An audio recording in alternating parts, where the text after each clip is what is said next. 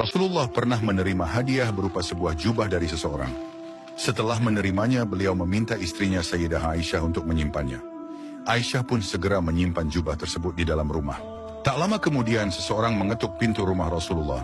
Ternyata yang datang adalah seorang pengemis yang meminta sedekah.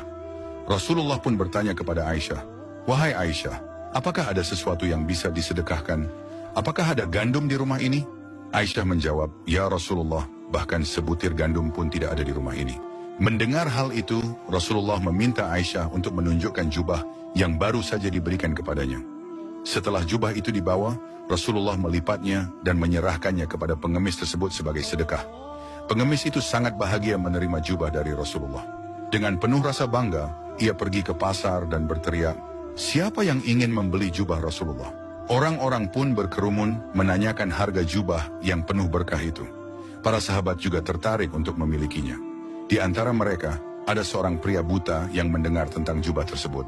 Ia segera memerintahkan budaknya, "Pergilah ke pasar dan belilah jubah itu, berapapun harganya."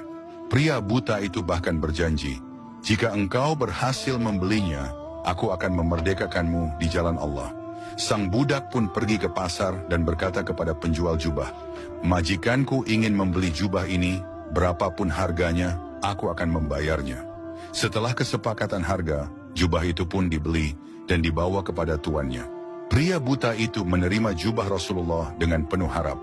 Ia mengusap-usapkan jubah tersebut ke matanya yang buta seraya berdoa, "Ya Allah, dengan kemuliaan Rasulullah dan keberkahan jubahnya, kembalikanlah penglihatanku." Subhanallah, seketika matanya kembali melihat, bahkan lebih terang daripada sebelumnya.